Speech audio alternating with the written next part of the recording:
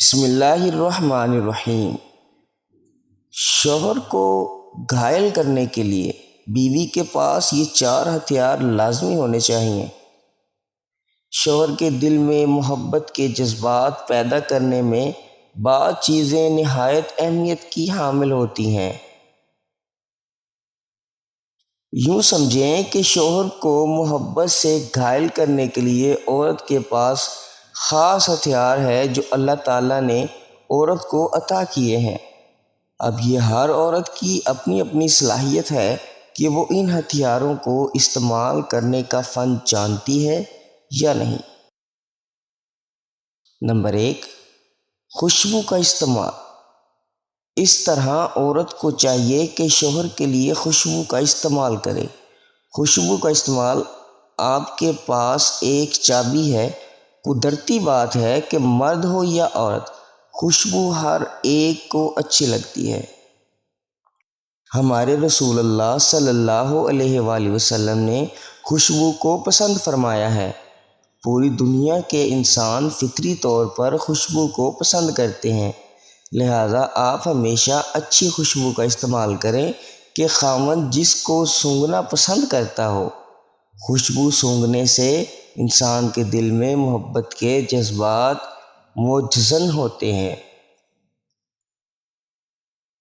اس لیے بیوی کو چاہیے کہ وہ اپنے خاوند کے لیے خوشبو کا استعمال کرے، مگر یاد رہے کہ ایسی خوشبو نہ ہو جو بہت زیادہ پھیلے اور غیروں تک پہنچے۔ صرف شوہر کے لیے خصوصی طور پر خوشبو کا استعمال کرے۔ یہ عمل شوہر کو قریب کرنے میں بڑا کارآمد ثابت ہوگا۔ نمبر 2، ہاتھوں کی کنجی۔ عورت کے دونوں ہاتھ یہ بھی کنجیاں ہیں۔ جب آپ کسی موقع پر بات کرتے ہوئے اپنا ہاتھ اپنے خاوند کے ہاتھ میں دے دیں یا اپنے ہاتھ خاوند کے کندھے پر رکھ دیں تو آپ کی بات کرنے کا خاوند پر اثر ہی کچھ اور ہوگا۔ یہ عمل شوہر کے بے حد پسند ہے، کیونکہ اس عمل سے بے پناہ اپنائیت ملتی ہے اور محبت پیدا ہوتی ہے۔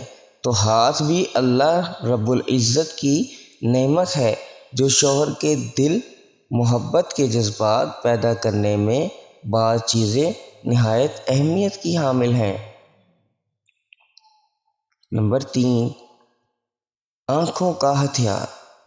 سب سے پہلے انسان کی آنکھیں یہ وہ کنجیاں ہیں جن کے ذریعے سے عورت اپنے خاوند کے دل کے بند تالے کھول سکتی ہے۔ مسکراتی آنکھیں ہمیشہ دوسروں کا دل جیتتی ہیں، دل خوش کرتی ہیں، ہمیشہ دوسروں کو محبت کا پیغام دیتی ہیں۔ آپ ہمیشہ اپنے شوہر کو نرمی اور پیاری نگاہوں سے دیکھا کریں۔ مقصد آپ سمجھ گئیں، ہمیشہ اپنے شوہر کو نرم نگاہوں سے دیکھا کریں کہ جب آپ دیکھیں تو خاوند سمجھے کہ یہ کہہ رہی ہے میں تو آپ پر قربان جاؤں۔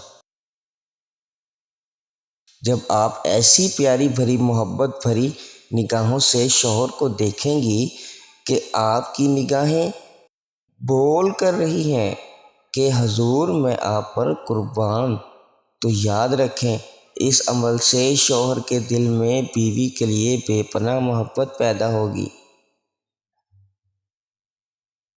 باتوں کا ہتھیار۔